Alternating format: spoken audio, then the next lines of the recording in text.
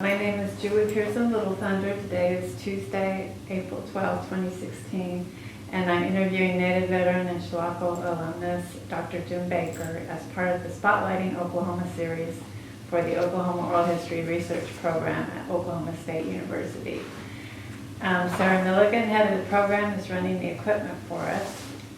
Jim, you're a Chilocco graduate and a former administrator of the school, and that's just one of several administrative positions you held after obtaining your graduate degrees at Penn State University and Mississippi State University. But today we're hoping to focus on a fairly narrow aspect of your experiences as a Choctaw tribal member and a Chilocco veteran who served with Chilocco's Charlie Company during the Korean War. Thank you for taking the time to talk with us. Thank you. Where were you born and where did you grow up? Well, I'm, of course, as you mentioned, from the Choctaw country in southeastern Oklahoma, and I was born in Tallahena, and of course that's a fairly common place for southeastern Oklahoma Choctaw because of the Indian hospital located there. But my home actually Snow, Oklahoma, and if you don't know where that is located, then it is in Pushmataha County, east of Antlers, Oklahoma. I know Antlers a little bit. What did your mother and father do for a living? Do what now? What did your mother and father do for a living? I have a funny answer for that, but I'm going to try to be a little bit more professional about it. My mother was actually a homemaker, and I really don't know my father well enough to talk about his background, but let me just interject my stepfather into the picture, because I grew up actually with with my stepfather, and he was a lumberjack, as was most of the people in that part of the country. And with the lumber industry, that is actually his background. What was your exposure to Choctaw language and culture growing up? I was of course, being a full-blood, and my mother being a full-blood, and my stepdad being a full-blood member, I was exposed to the Choctaw way of life from my earliest years. I learned the language, spoke the language. Now I'm able to read and write, the Choctaw language. The handicap that I might say that I have is that moving away from there and then coming to this part of the country and then traveling across the United States in my employment capacity, I did not get to use the language as I would have liked to. And even here, owning a home in Stillwater and living in Stillwater for, since 1990, really have no one to use the language with. And my first wife, was a Creek Indian. She spoke her language, and yet, other than exchanging a few words, we never really communicated in our tribal language. Now that she's gone and I'm remarried, still not able to use the language. So that does present a little handicap, but at some point, at my age, I probably, will never use the language. But it's there. That's there. Yeah. How did you end up going to school at Chilocco? My story is a little different than most Chilocco students. I left high school after my freshman year, stayed away for 2 years and working at different places and then roaming the country. I eventually came back after a 2-year layoff from high school, and my sophomore year at Clayton Public School, the kids that I grew up with and knew as the freshmen were now 2 years ahead of me. And I felt uncomfortable, even though I did well academically speaking. I felt uncomfortable. And when I had the opportunity to come to Chilocco, I took advantage of it, made an application, and it was approved. So I ended up at Chilocco as a junior in high school. So my junior and senior year were at Chilocco. While at Chilocco, then I was able to concentrate on college prep, but they also gave me the opportunity to go ahead and select a vocation if I wanted to. And I elected to take painting, house interior, exterior decoration is actually the name of it. And then, of course, coming from southeastern Oklahoma, your family's impoverished, and I had to do everything that I could to take care of my needs, my clothing, etc. So I joined the National Guard units here. And by joining the National Guard, I was able to, provide for my own clothing, and then, of course, the vocational program that I was involved with allowed me to work in our Kansas City on weekends or evenings, painting houses, etc. And so this is really what kept me in school, kept me going. Something that I would not have been able to do, had I been in public school. So, I'm thankful for that. Of course, after graduating from high school, you have to find a place in life somewhere. And I decided that I might as well stay with the National Guard, and so I was sent off for my training, and eventually finished that, and I had to decide then whether or not to get a job or try to go to school. So I applied back at Chilocco, and they allowed me to come back as a postgraduate. Mm-hmm. And I attended Cali County Junior College, and eventually, a year and a half later, I got married. And that sort of changed my life, because then I had to go to work.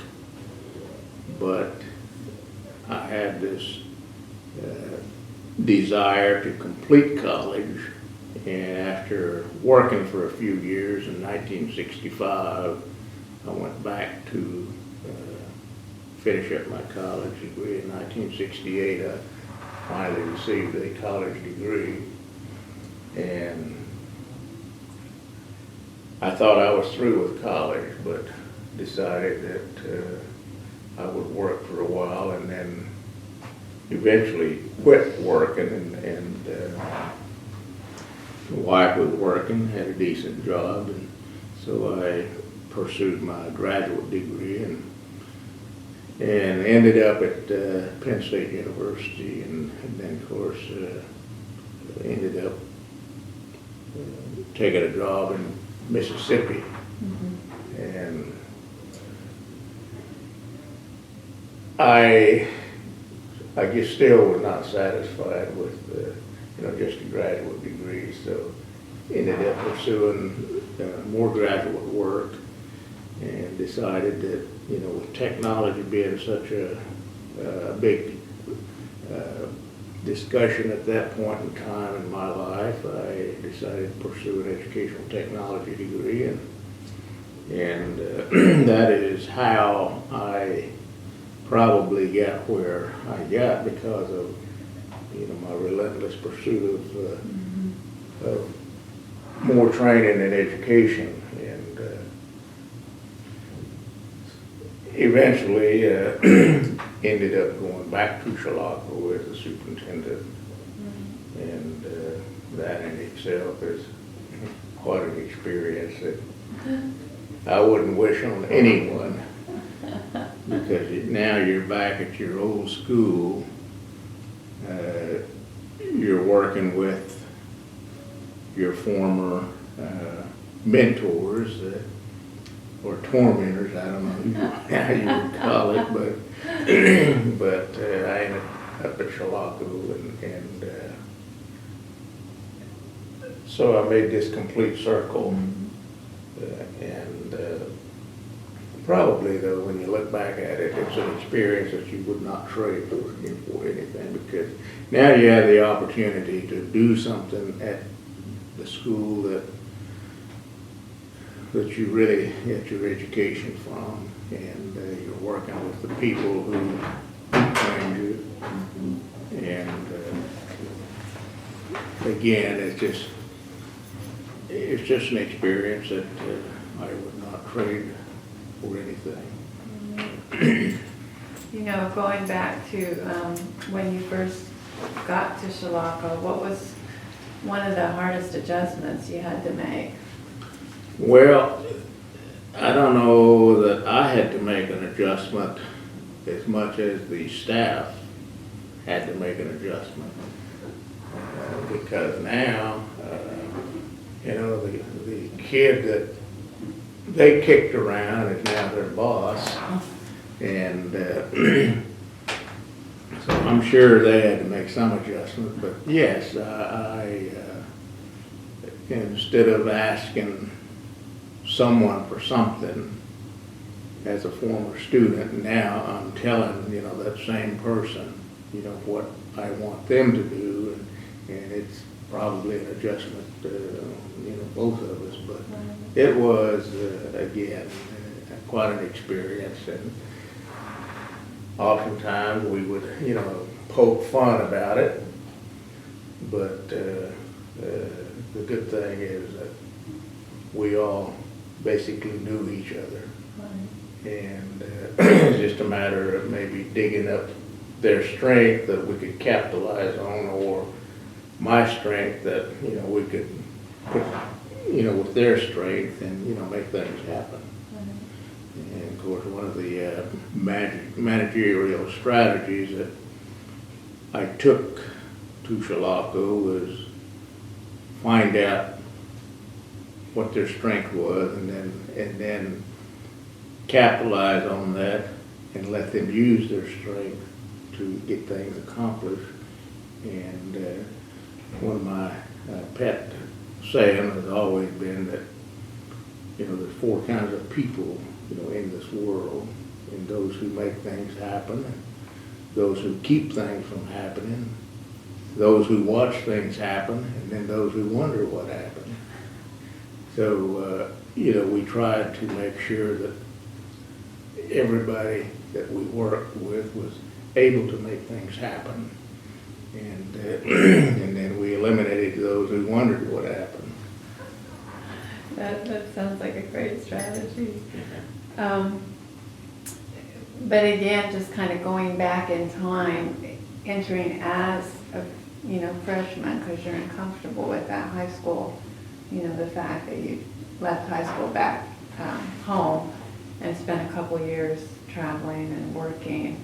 So you're coming into Chilocco at a young age. What was the hardest adjustment you had to make that first time coming into school?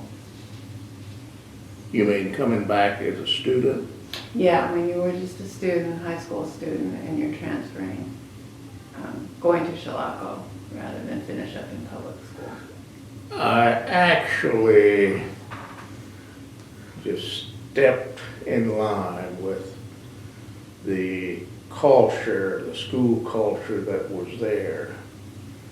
And it was a lot easier than I had anticipated it to be. I thought that coming into Chilocco as an outsider, so to speak, that I might have to prove myself.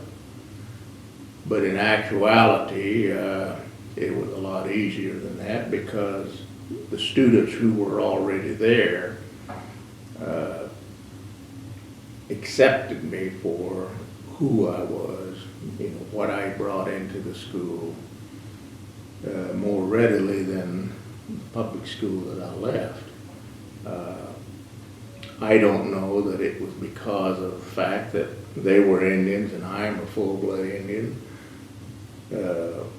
Leaving a public school where, you're a minority, but it was a lot easier to make that switch. And frankly speaking, a little surprised that I was able to just fit right in. It might be because I was an athlete, but as a new student, I just jumped right into the football, even though Clayton Public School didn't have football. I was a rather large kid, so the coach said, as big as you are, you ought to be out there playing football. Well, okay, I'll go play football. And I knew basketball, I knew baseball, so it was not anything that I couldn't fit into. So yes, it was an easier adjustment than I had anticipated. In terms of its military history, Chilocco is kind of unique among boarding schools. Can you summarize that uniqueness for us so we have kind of a context? Yeah, the uniqueness in terms of Indian boarding schools, Chilocco's kind of the military aspect, the National Guard. Well, of course, as I studied, the history of Chilocco, you find that yes, the school was established with a high degree of regimentation, and this probably had a lot to do with Chilocco having its own National Guard unit, their own campus. And as I look back in history, this was established in 1925, which basically means that the National Guard unit had to be put there for a reason. And the reason that I find is that all of the young men at Chilocco were involved with some aspect of military, so it was just, I think it was just a natural involvement that a National Guard unit be located there. And then we find that 95% of the members were students, and then staff made up the others. And then eventually, when I joined the unit, people from the surrounding community were involved with, the National Guard unit there at Chilocco. And so, yeah, Chilocco was the background of the school, was the military, and even the students, of course, were involved in that aspect of it, just based on the fact that when the students were at that point in time, they were expected to follow the military discipline. Mm-hmm. And that's both boys and girls, and even wore uniforms. And so you could, Chilocco was in fact a military school. Mm-hmm. In the early 30s and the mid-20s, etc. So it was just a natural fit, I think, based on the how the school was established and run at that time, and then it evolved into a vocational program. where you had eventually a 3-track program, the vocational, the general ed, and then the college prep program. And then, of course, when I came there as a superintendent, we had to establish another track, and this was the remediation program, because of the laws that were in existence at that time, such as the education of the exceptional children, and then the Title I program. So we had to develop a remediation program. And in doing so, then we opened the programs up to fit, the type of students that we had. And, we had children from areas where we could not send them back to at the end of the school year. So to me, the perfect fit was to develop a year-round program.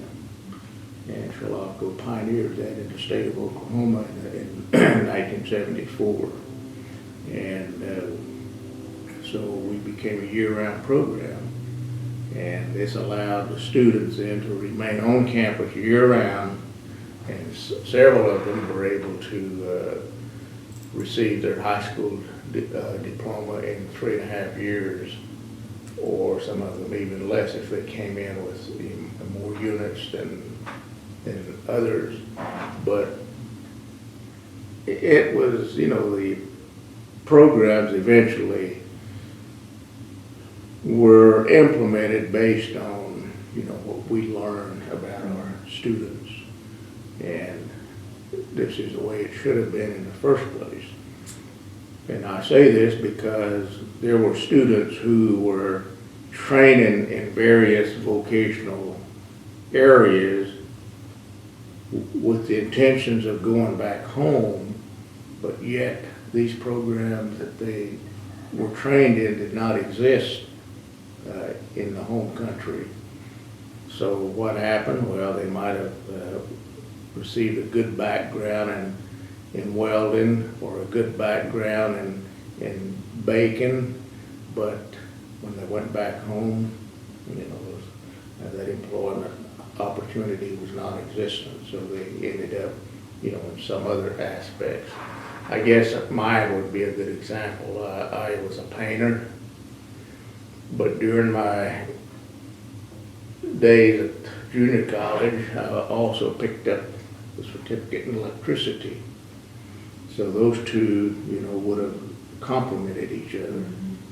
I guess you could say I did use them, because I did work at it for a little while, and it helped pay my way through college. And after that, I did not need to be a painter. I did not need to be an electrician. But I guess you could say it helped me get through college. And there were probably a number of students who used, their vocational training to do that. I might have gotten off the subject, but No. I'm kind of curious, because you were trained as a house painter, you were making a little bit of money at the school that way, you were pursuing your education, but you also were interested in serving with the Guard. Was it about supplementing your income too, or were you truly interested at that point, kind of thinking about the military a bit as a career? Well, I probably would have sought out the military, as a career, but I think probably a couple of things that did not allow me to. And one, as you mentioned, was the fact that I had a good background in education, and so there was no need to continue, my work, through the National Guard. And then secondly, as I mentioned, I got married, so I felt like the family obligation probably prevented me from spending more time in the military. With children, first thing you think of is, you want to be with them, and going off to the military is not an option if, that's something you're looking at. So, yes, I gave up the military portion of it, the military portion of my life, but nevertheless, I'm thankful that I had the opportunity to serve and still be able to pursue a college degree and raise your family. And I look back and I try to compare what might have been, with the public school aspect of it and then the Chilocco boarding school aspect of it.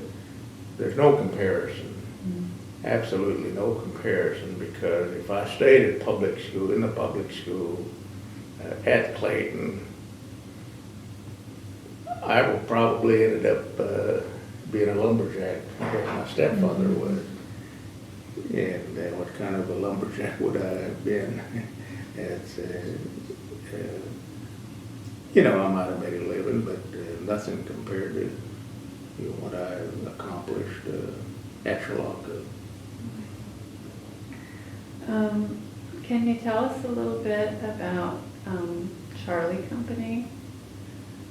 Well, of course, when I first joined the National Guard at Chilocco, as I mentioned earlier, it was for financial reasons. And eventually, I realized that, hey, this is, Charlie Company is there for a reason. And as I learned more about the unit, then I could see that the other members were, particularly the students, they were involved with Charlie Company for the same reason I was. It's a financial boost to being a student at Chilocco, and many of them, had the same background that I had, and this was, poverty. But a number of them used it as a springboard to further their military career. I know when we went to boot camp, having been in Charlie Company for almost a year, gave us an advantage over those that, had just been drafted, or those who had just joined their National Guard unit, and now they're at boot camp. We're all at boot camp, and the things that we learned at Chilocco, not only in Charlie Company, but the dormitory living, for example, gave us quite an advantage. We were further ahead in that aspect than those who had just joined. So, as an example, when we had 20 minutes of free time, of course in boot camp, nothing, you cherish whatever free time you can get. For what reason, I don't know, but the others were sitting there writing love letters back home, and you could just see the sadness in their face because of their homesickness. And by being at Chilocco, we had already gotten over homesickness. And we took advantage of every free time and then the camaraderie that we had as students of Chilocco came out. So in the 20 minutes that we might have, we were out there throwing football around, having a great time, and just razzing each other, and really enjoying that 20 minutes. While the others, as I mentioned, were sitting there homesick or writing love letters back home, etc. So that's one thing I noticed about those of us who were members of Charlie Company. And of course, The unique story about Charlie Company is that we had a rubber mascot, Indian doll that had on the guide on. And what we found out later was that it had gone through the Korean War. This mascot had gone through the Korean War atop the company seat guide on. The story of that, we found out later, was that it was ordered to be removed, from the company guide on. That's when the unit was activated. It was ordered to be removed. But people went to bat for it because they knew the story about Chilocco and the National Guard unit. Eventually, the division commander allowed Charlie to remain on top of the guide on, and so the fact that it went through the Korean War, I think, helped the rubber mascot Charlie earn a spot in the 45th Division Museum, enshrined into the 45th Division Museum. Now it is on display in the 45th Division Museum, and so this, the story of Charlie is, I think, finally completed, and its enshrinement in the 45th Division Museum, to me,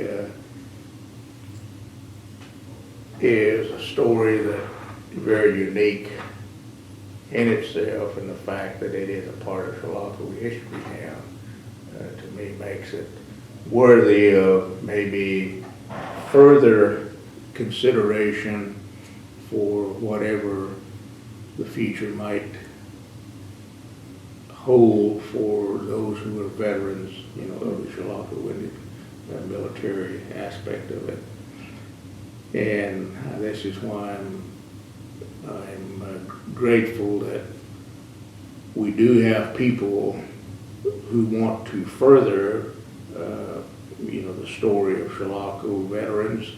And this is where I'm thankful for people like Charmaine and Betty and Bill, who are working diligently to continue the story, and with the reunion coming up, 2016 reunion coming up, and people from various parts of the country providing the resources, including yourself, you and Sarah. I think we are at that point where we are finally getting the story out to the world, so to speak. And with Herman Viola from the Smithsonian making a stop at Chilocco during our reunion, and then with the Veterans Program out of Oklahoma City, and Christy Woodard out of Menlo Park, California. We, I don't believe we can miss, and I'm thankful for all of the people that have finally been discovered and are out there willing and able to assist us. Now, where did you go to boot camp? My boot camp was Fort Leonard Wood, Missouri. Okay. And in fact, it was about 60, maybe, let me back up here, about 40 of us from Chilocco who went to boot camp at Fort Leonard Wood. And were you already married? Did you? Not at that First point in time, no. Did you ship overseas? Did I what? Did you ship overseas after boot camp? No. Okay. No, I went to AIT, what we call AIT, Advanced Individual Training, and I went to Fort Dix, New Jersey, and of course eventually ended up further training, I guess, Fort Hood, Texas, and so my experience did not include overseas.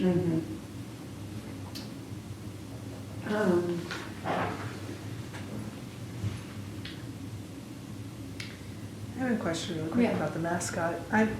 This is me just not knowing, not knowing, but what is the mascot you were talking about for Charlie Company, and where did it come from? It was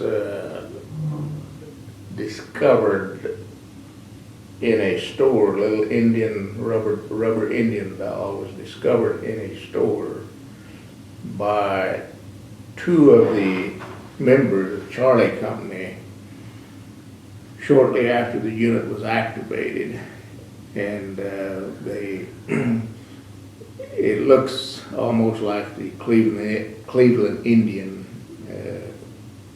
mascot, but this was a rubber version of it.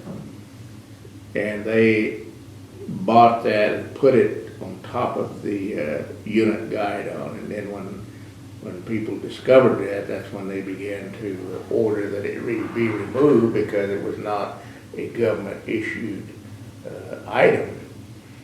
And of course, knowing the company was made up of Indian students, I think this is the probably were sympathetic towards, the Indian tribes that were represented by the unit. The division commander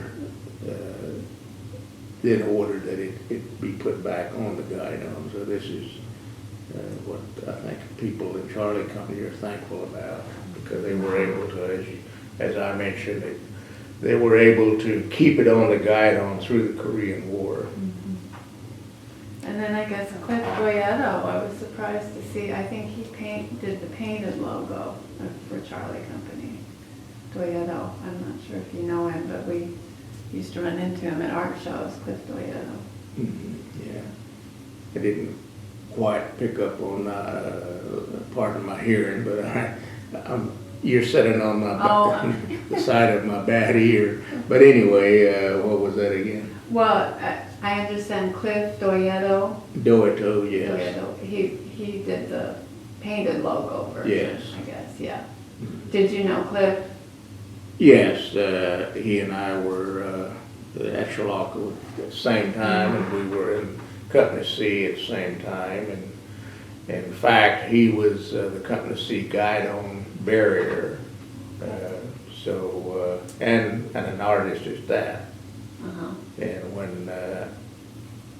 when we were trying to relive our experiences in Charlie Company, he took that opportunity to design Charlie and gave the artwork to the Alumni Association. So that is basically in our possession. Mm-hmm. And of course, him being an artist, he was able to do a real good super replica of Charlie. And then not only that, we were able to find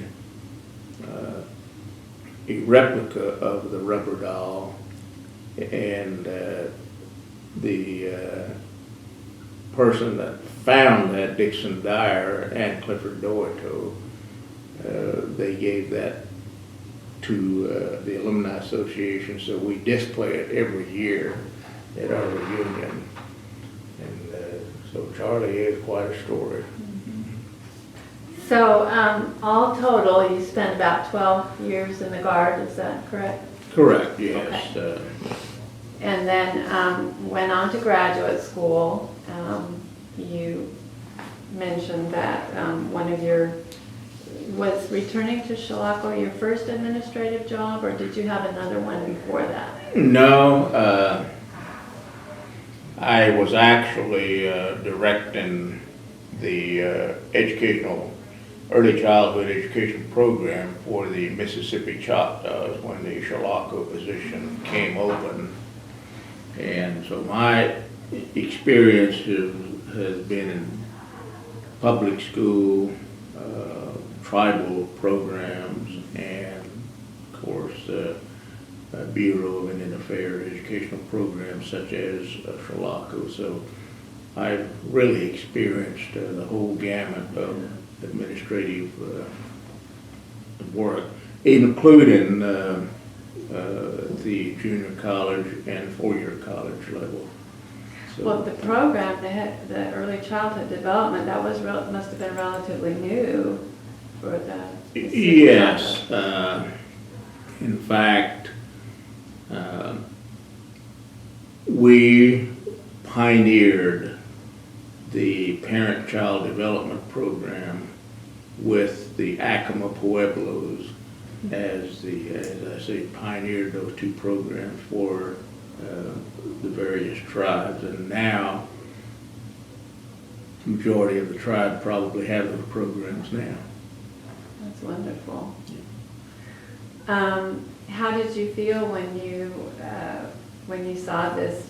I guess the position was advertised for director of Chilocco, and you applied. I probably, well, to be honest with you, I applied for it knowing that I did not have a chance for various reasons. One was that I had not been in an administrative capacity very long. And then secondly, I was a young person. They seemed to hire old people before they would hire someone like me. How old were you about? 32, I think. Okay. Yes. But my wife at that time said, "Well, put in for it. You don't know. You might have a chance." And then she said, "Besides, you would be the first Chilocco graduate to become a superintendent of your old school." So I put in for it, and lo and behold, I was asked to come for an interview. And so we drove to Ponca City and went through the interview process, and of course went back to Mississippi, and it seems like it was the next day when they called and said, "When can you report?" That easy. Wife had to help me off the floor, but I think I said, anytime. And so we agreed that, a couple of weeks I would report, and that is how it started. So you talked a little bit about how, coming back as a Chilocco, you have been a student there, now you're coming back as superintendent. You're having to give orders to people who, before had been, giving orders to the students, and you talked a little bit about that. How about the moving process? Was your wife excited? You were both ready for this move? Well, I think she was ready to get back into the home area, so to speak. And then the fact that it was Chilocco, and she had spent 4 years there as a student, and then 2 years as a postgraduate attending Cali County Junior College. It was probably more home to her than it was me at that time. But the fact that it had allowed me to be reborn, and I use that term because it was actually a rebirth for me in the sense that I was able to get my life back together and funnel it into the correct direction in terms of success. It was probably meant a lot to me to be able to get back and maybe give back, or maybe gain something, help it gain maybe some new directions. So yes, it was a homecoming in that respect. So the move was, of course, cherished, and it was a great opportunity that I would never trade for anything else. Now, when you came back, the school had already changed quite a bit. Well, to me, maybe in the wrong direction. When I left Chilocco as a student, programs were being carried out. Students had the opportunity to go through various programs for their benefit. And speaking for my own self, as I mentioned, it helped me be reborn in terms of life success. Because as I mentioned earlier, I wandered around the country aimlessly when I left high school, quit high school. And coming to Chilocco allowed me to put everything back together and move in the right direction. I don't know that I could have done that anywhere else, but Chilocco did help me do that. So coming back and facing my former mentors was a little awkward, and I know it was awkward to them, but we managed. And the thing that I noticed, however, was the fact that what I learned as an administrator of tribal programs, for example, and then going to different parts of the country and reaping the benefits of how they do things, how they carry things out, and the new ideas that I felt like I was able to pick up. As one example, I worked briefly at the John F. Kettering Foundation in Dayton, Ohio, and learned about the programs that we call IDEA, Institute for Development of Educational Activities. That allowed me to put together the individualized techniques that we might be able to use, with our students at Chilocco who maybe had some unique problems. With those ideas, we wanted to develop strategies, but the one thing that I did notice was that those people who brought me through the era of my development at Chilocco were unprepared for the new generation of students that we had. So we had to do a number of things, and one was to develop some staff development programs that would bring them up to snuff with some of the ideas that existed at that time. That took time. A number of the staff that I'm talking about resisted. Of course, people resist change. People resist change if you take them out of their comfort zone. And we had, those that we had to deal with. Fortunately, most of them were willing to pick up on new ideas and get retrained. Those who were not, of course, they gave me problems. They gave me, that was a challenge, but being the administrator, you have to deal with it. But nevertheless, we instituted a number of programs that was designed to fit the types of students that we had. One was, as I mentioned, the year-round program. When the students who are juniors and seniors and they're 19 and 20 years old, the sooner that they can start their life,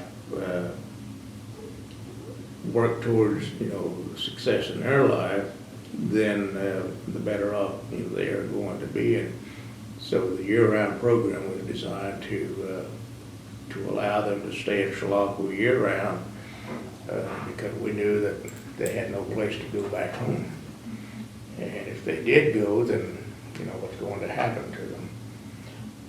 Nevertheless, that was one of the approaches. And of course, we designed various behavior modification programs,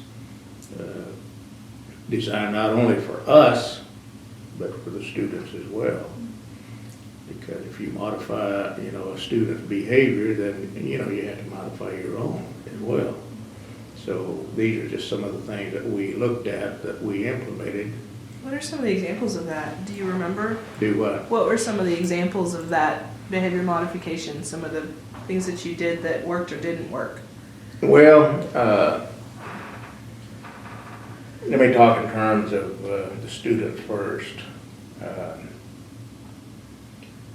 They were basically telling us, letting us know that the things that you have at Chilocco is not going to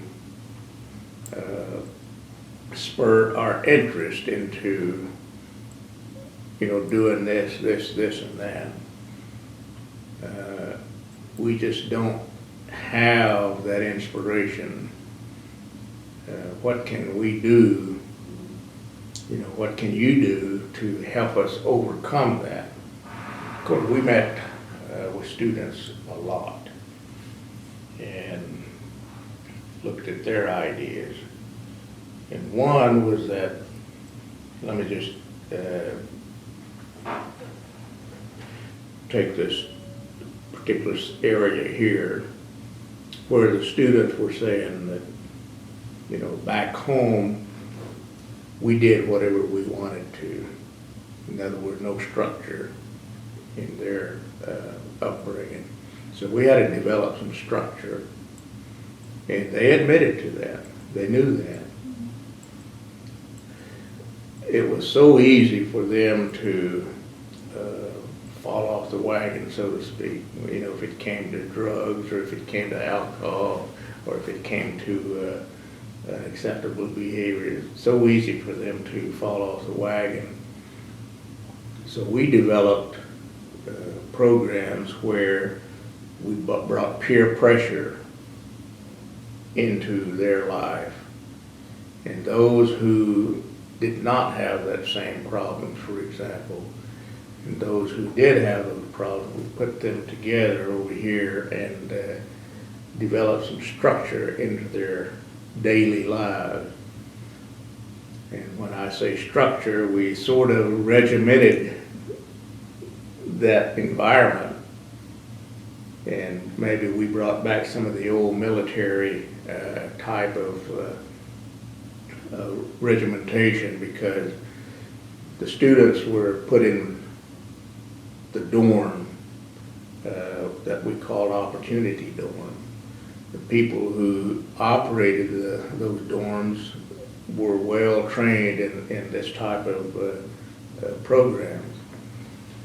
And one thing that they required was that even though these are freshmen, sophomore, even juniors, required them to line up and go to the dining room.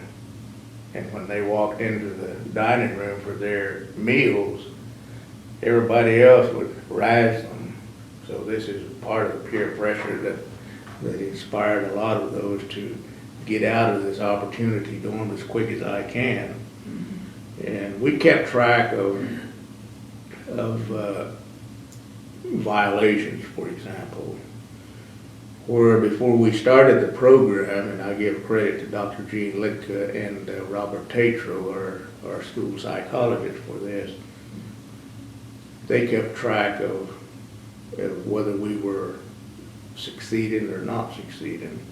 And when you have a report that says there's an average of 3 incidents per student per day, and then 2 months later, there's an average of 3 incidents per student per month, then you know that it's working. I don't take the credit for it, because I give this to Dr. Gene Litka and Robert Tatro, our school counseling psychologist, and the student leadership, because they were the ones who said we need to do something. Unfortunately, I left, and the word I got was that as soon as I left, the incoming administration reversed everything. The year-round school, for example, was discontinued, and the programs that we had going was discontinued, even to the point where the psychologist position was abolished. But again, every administrator has their strategy, their approach, so you have to give them credit for, trying their way. I have my own opinions about, what happened, but I will not get into that. So this is just one example of some of the things that we implemented. There are some negatives to that I will admit to. One was our athletic program. The year-round school just did not fit our athletic program for various reasons. So we became disadvantaged, but then we had to take a look at what are the priorities here. Is it the students?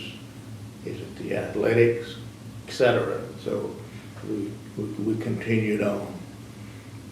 We did do some other athletic program changes that I think fit that. One was we reinstituted the boxing program, and we probably had more students out for athletics because of the boxing program than we had, for the football and baseball and basketball program. We had a good basketball program. In fact, I think it's the first time ever that Chilocco basketball, made it to the state. So we had a good basketball program, boys and girls for that matter. Why do you think boxing was so popular when you reinstated it? And how long had it been not a program? Well, the boxing program was discontinued, I think, in the early 50s. So it had been dormant until 74. So that's how long it had been dormant. And we had some good boxers at Chilocco. A number of them Golden Glove champions. But Chilocco is not only, I wouldn't just say Chilocco, but Indian kids in general are attracted, to boxing programs. Why do you think that is? I'm not sure. I didn't do any boxing when I was a young kid.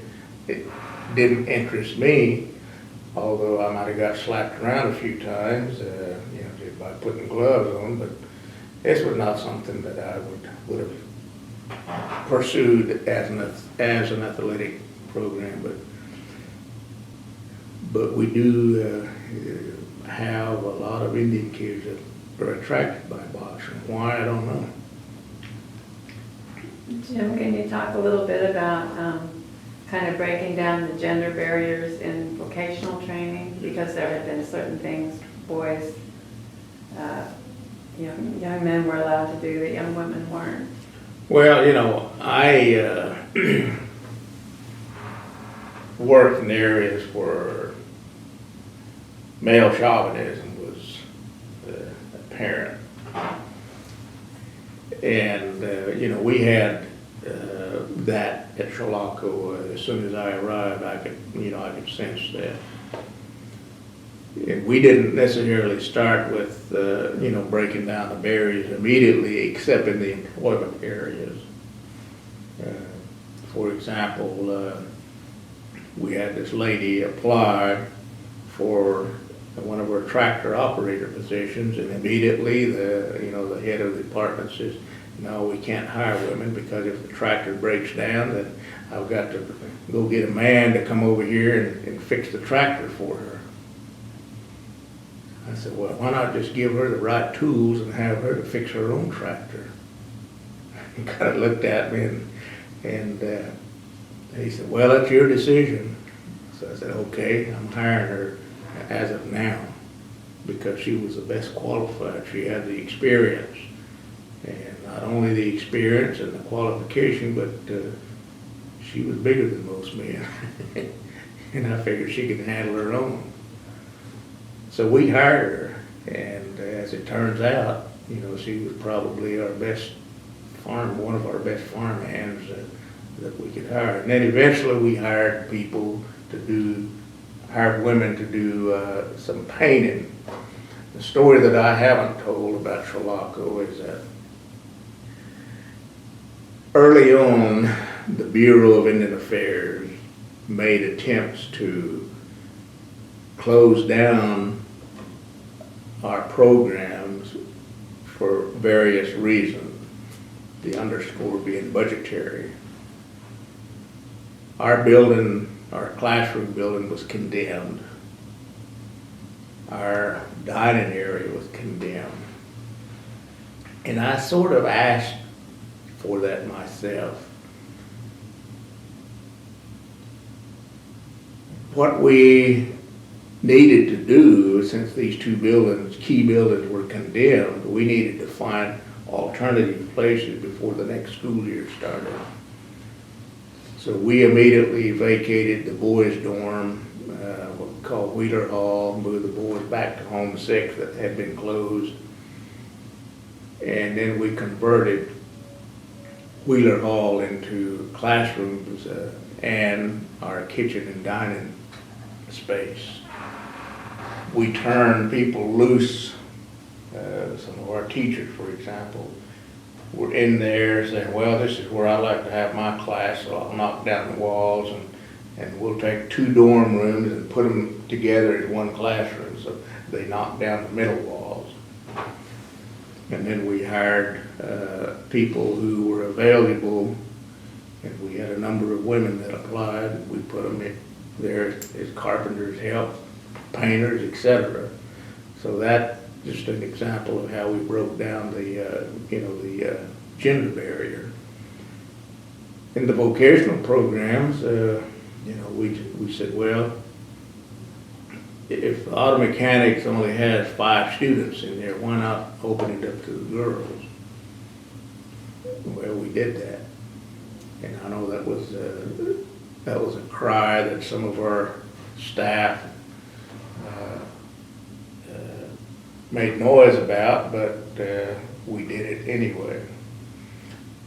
So we opened up the VOAG program and all of the other vocational programs to allow the girls to enroll in those vocational programs.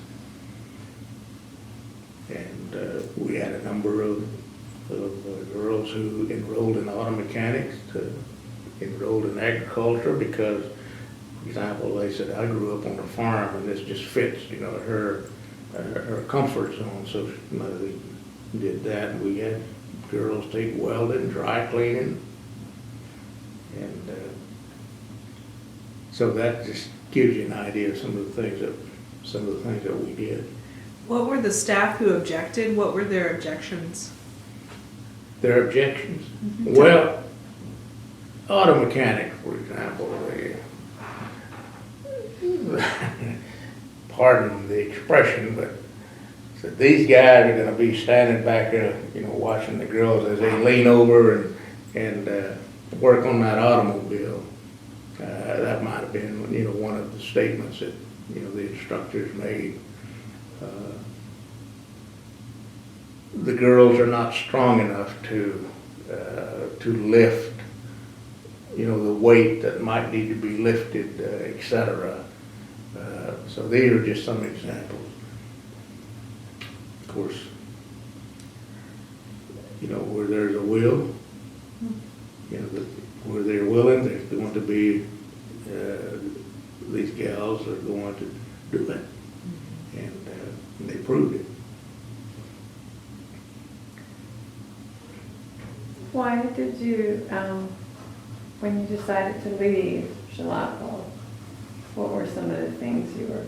Well, there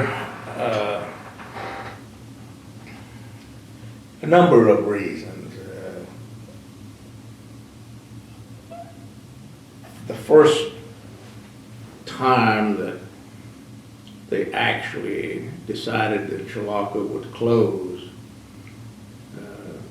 I mean, there were a number of us who fought this in all areas. City leaders, for example, some of the state people, tribal leaders. And one was when as I mentioned, the kitchen and classroom were condemned, and then we converted Wheeler Hall over to classroom, kitchen, dining room building. The person who was responsible for deciding whether or not the school would close, we invited him to Chilocco on the opening day of school. We walked, the carpenters and construction people walked out of that building, turned it over on that very first day of school. So the kitchen staff, for example, were able to use their, the dining room, kitchen and dining room for the first time. So the first meal was served that evening because we had to go to McDonald's to feed the children lunch. But the supper meal was served in that new cafeteria for the first time. And the person from Washington, D.C. was invited to dinner that evening after we got through with our business meeting. And when he got through with the meal, the students were all in there, and a lot of the staff members had come, to hear him because they were also invited to have, their dinner in the dining room for the first time. So he got up and made a statement that Chilocco will not close. And it was kind of a big sigh of relief for me, and practically burned out. And maybe I should say I was actually burned out. So I felt like this would be a good time to leave now that the school is going to remain open, and it would be a good time for me to leave. So the next day I did call my boss and asked him if there was some other place that, he could use me, and I gave him my reasons why, and he accepted. He said, "We'll find your place." About a week later, they called and asked if I would take a temporary assignment in Washington, D.C. And yes, I would. That, in essence, is how I left Chilocco. I think I was ready, for the change, and I probably had not accomplished everything I needed to that could be accomplished, but nevertheless, I think for the sake of my own family that this was a good time to leave.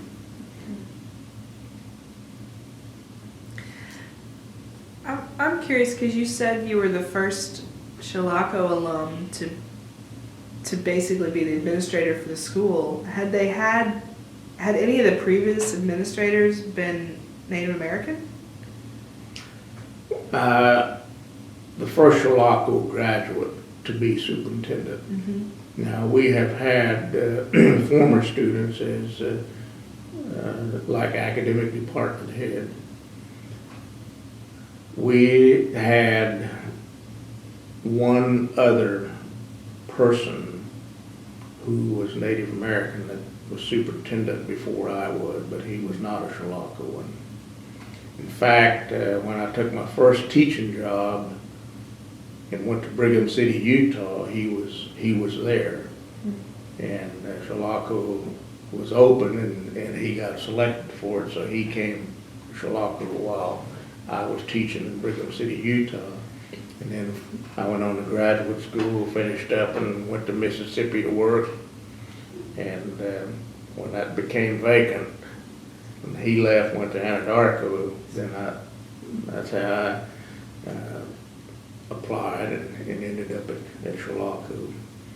But yes, the first graduate of Chilocco to be superintendent. Well, I keep thinking about sort of that transition, and I think in the way that the history of the school, but also the way that we understand Indian boarding schools in general. I mean, there's this sort of mythos that's built in some reality, maybe not Chilocco specifically, about Indian boarding schools being founded to be a place where Native American kids could be civilized, right, in quotation marks. You know, and there's this history of being taken away from family, that there's a legacy. Mm-hmm. By the time you were involved, and the time that it's in the mid-20th centuries, it seems to have shifted quite a bit to this was a good thing. Like, this is something that you had ownership of and were strategic to try and develop these things that the students needed, that were responsive to those needs. And I'm kind of curious at what time that sort of shifted from we need to have this structure that fits them into this square peg of what we think they should do versus it's this educational opportunity to help them figure out who they want to be. I think all boarding schools, maybe I should just say Indian schools, probably highly regimented to do what you just asked, and that is to take the Indian out of the Indian, so to speak. But I think every school has probably gone through a phase of one sort or another, from the highly regimented, militaristic type of school to maybe a different type of school. Now, I credit the shift from the regimented programs to a little more humanistic program because of the Merriam Report. Now, in 1928, I think it was, the Merriam Report came out, and it was highly critical of the way Indian schools were being operated. So let's humanize, the program, so to speak. And I think Chilocco shifted with that, and that's probably the era that I would credit myself as being reborn.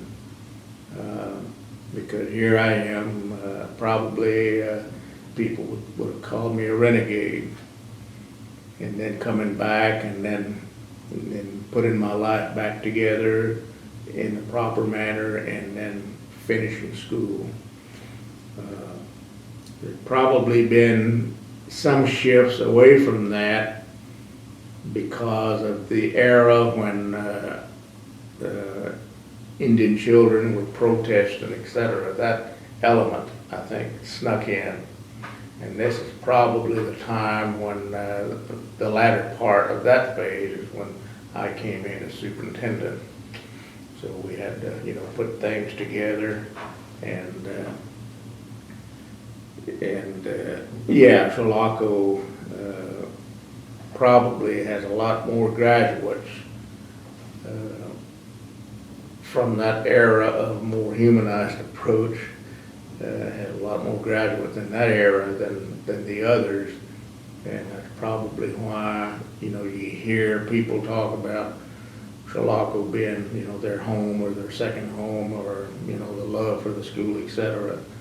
Of course, when I look back at history, we had well over 5,542 graduates. And of those, there's probably less than 1,000 of us still in existence, because in 1980 the school closed, so we're not graduating anymore Chiloccoans. And there's very few of us left now. And my question is, what will happen to Chilocco as more of us die away? Will it become a forgotten history. Hopefully not. And of course, what we're trying to do is prolong maybe the memory of the school by bringing in our children into the Alumni Association as associate members. And I think this is probably going to work to the advantage for some period of time anyway. Why do you think it is so important to remember Chilocco outside of the people who attended there? Because I understand that kinship, but you want to share this with the rest of the world. Why? Why is that important? Well, it's, I would take religion as an example, maybe as a parallel. If we lose our religion, you know, what's left? Maybe Chilocco is not that great, but to Indian country, and I don't want to just say Chilocco, but boarding schools, our Indian schools. If we lose our Indian schools, you know, what's left? Are we now Anglicanized, or are we still Indians? And you know, it's probably that more so than the fact that it's just Chilocco. Yeah, Chilocco has a great history. A lot of great people have come out of there. As one example, you know, we've had Congressional Medal of Honor winners coming out of our National Guard unit. We've had the CEO of Krispy Kreme coming out of Chilocco. We've had a person coming out of our carpentry program that eventually built Eastland Mall in Tulsa. And then we've had assistant U.S. attorneys come out of Chilocco. To me, it's a history worth saving. It's a history worth prolonging, you know, the life of the school as far into the future as we can, so that maybe someday somebody will write about it. Tell me if I understood this correctly, but it sounds like you were saying that part of the importance for the legacy of Indian schools, but maybe the purpose of Indian schools, was to help young Indian people maintain their Indianness. Well, that is something that we would all say, yes, we would like to see that, you know, let's be realistic. I don't believe that we can totally save our Indian way of life through education. That has to come from the family, because culture is a way of life. Your culture is, you know, a way of life. Your culture is a way of life. My culture is the way of life that I live. And my parents live the way they live, and I learned that. So now, as I mentioned, I'm able to speak the language. I'm able to prepare the old traditional Choctaw food. My own Choctaw people, however, might say, you know, you're an outsider because you've been gone too long. So I might have to work my way back into their trust, but nevertheless, I'm still Choctaw, and I still speak the language. I still do this, but Chilocco didn't help me retain that. Chilocco probably tried to help me get out of, you know, that Indian way of life. I was fortunate enough to be able to exist in both worlds. The problem there is that it just takes twice the amount of time for me to be a non-Indian and an Indian. And I go back to the story that Jay Silverheels and I were talking one day, and he said, you know, to Jim, he says, I'm glad you're able to speak your language. He says, I'm glad you're able to, you know, live, you know, your Choctaw way of life. He said, it's easy to be an Indian, but it's hell being one. And of course, he was referring to the fact that you have to take twice as long to be able to exist in both worlds. And so, prolonging our Indian school history is not, in my estimation, going to help retain our Indianness, so to speak. It's just the fact that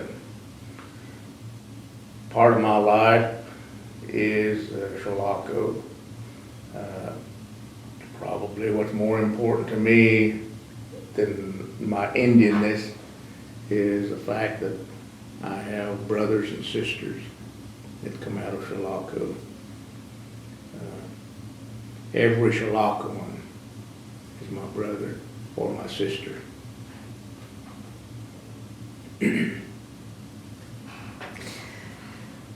I don't think that I know clearly what years were you there as a student?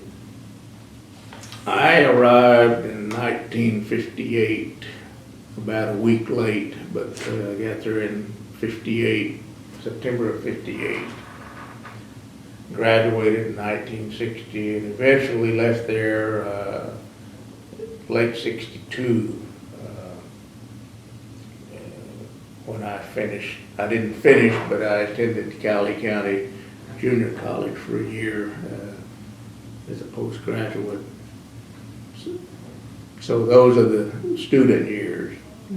And then came back in December of 73 as superintendent, and then left there in early 78,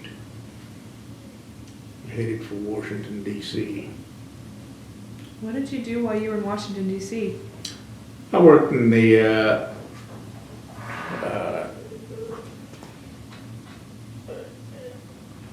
I guess it, let me just go back and say that in 1978, there was a law that was passed, Public Law 95-561, which would forever change the complexion of Indian education in the Bureau of Indian Affairs. And I went in to help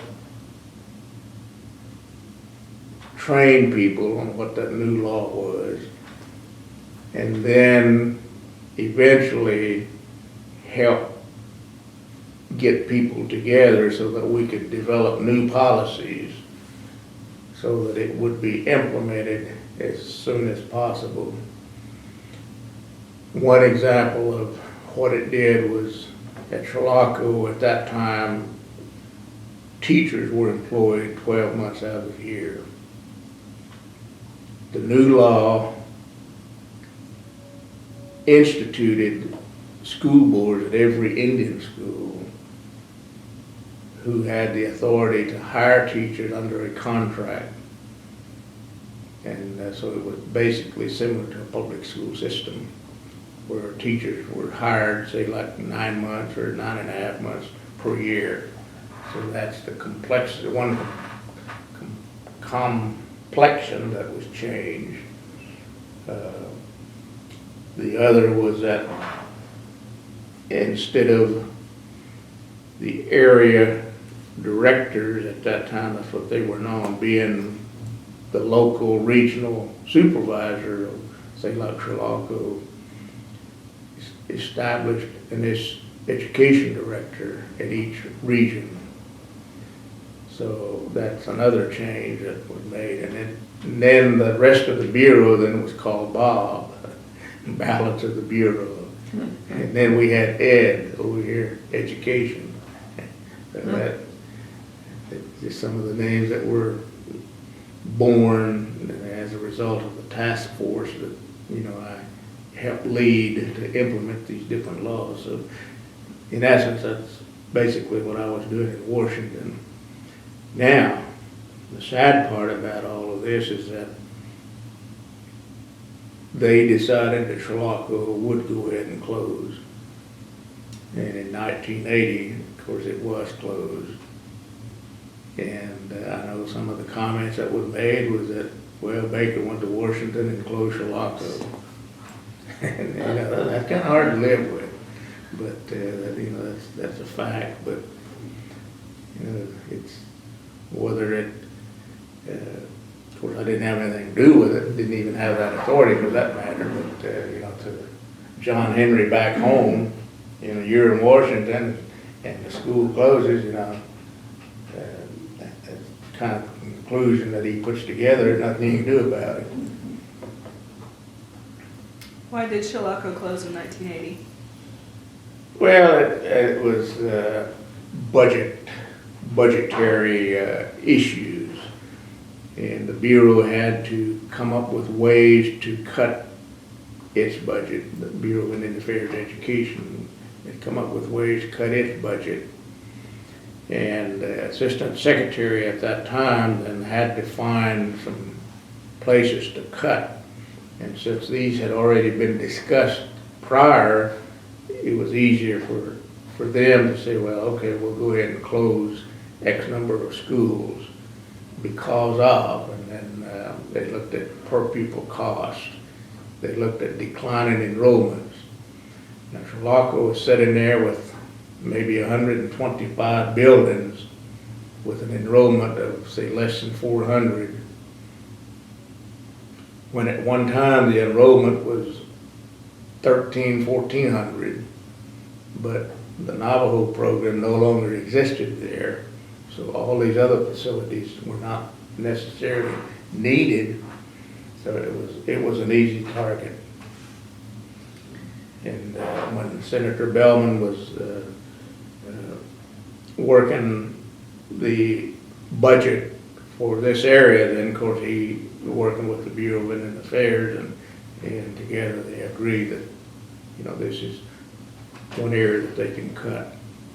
So Chilocco, Fort Sill, Seneca Indian School, and Concho Indian School in Oklahoma were part of the target. And of course you had other schools around the country, but those were the 4 schools in Oklahoma that were on the list. They all closed together? Yes, basically at the same time, yes.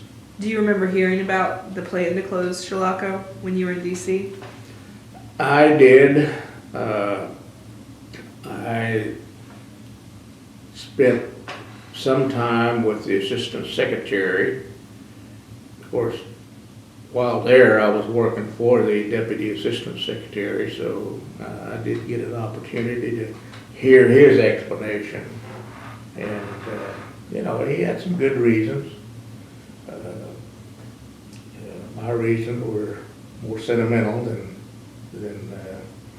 you know, realistic, but I still spoke my piece.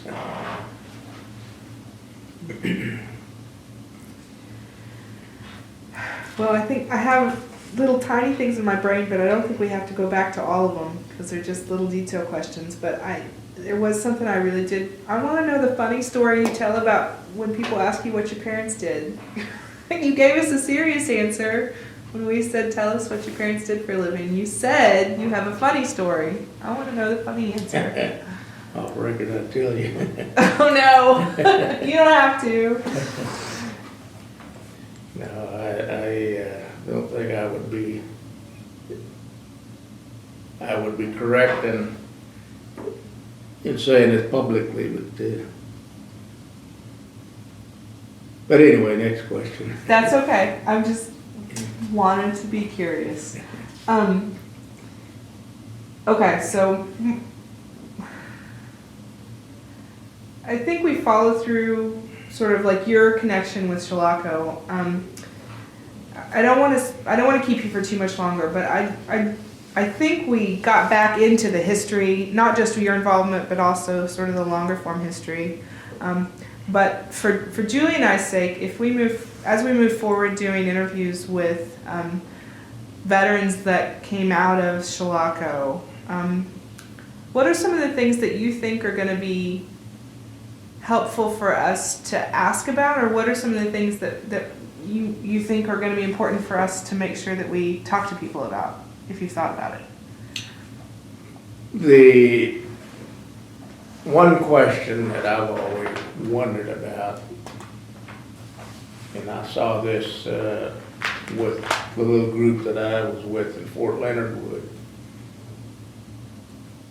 is what is it at Chilocco that helped you through the hard times that they experienced while they were in service?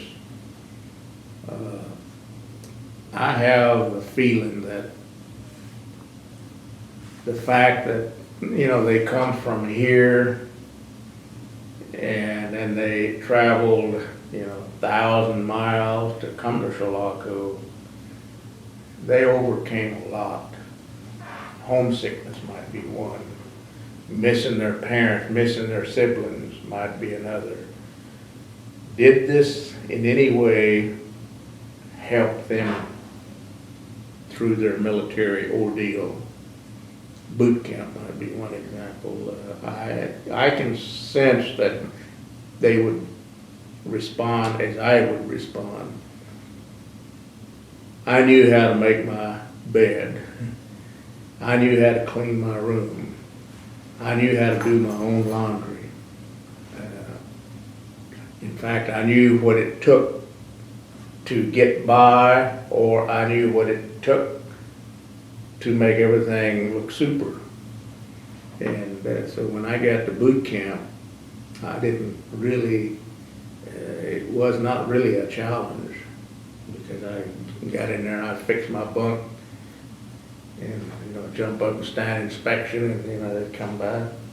Aha, where'd you learn this? And of course, when I tell them Chilocco, what the hell is that?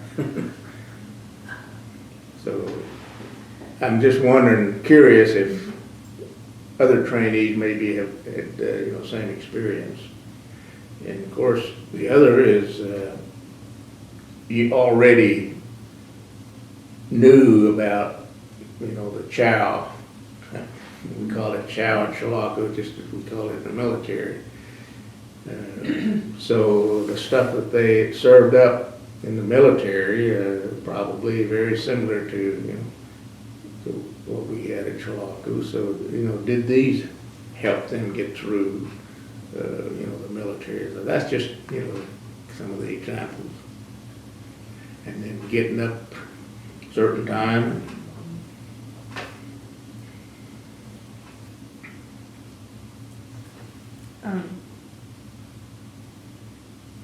Do you remember, because you came to Chilocco in your mid to late teens,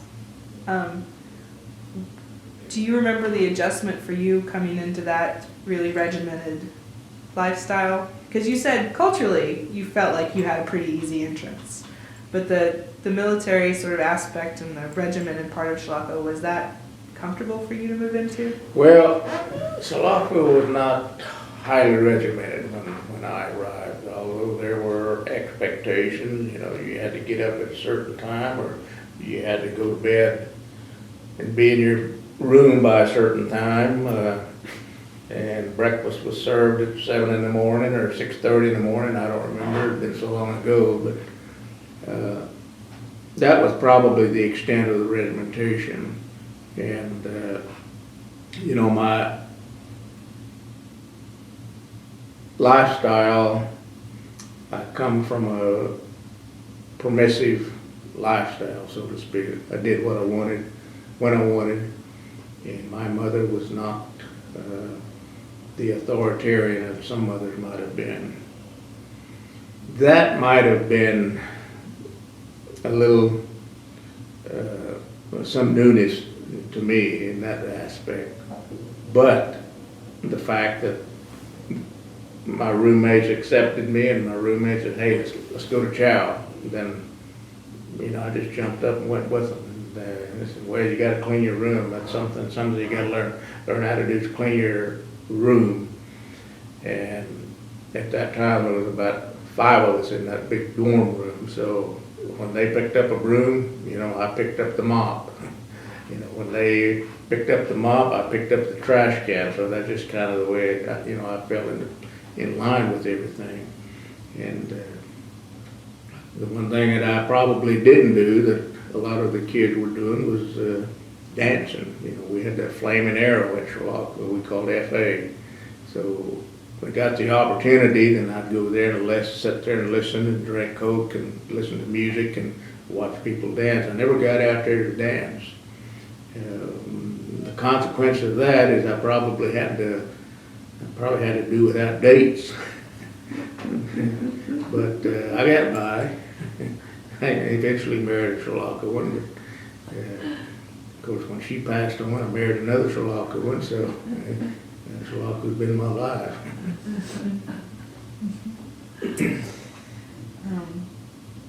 I think that's all I've got, Judy. Julie, what do you? I think some really eloquent, summaries too of what it's meant to you. So thank you for your time today, Ken. Well, I've enjoyed it, and more so than I thought I would. But, you know, as I said earlier, I'm always willing to talk about Chilocco because I've got a lot that I learned from that and from being there, and had a lot of great experiences and met a lot of great people. And as I said, they are all my brothers and sisters.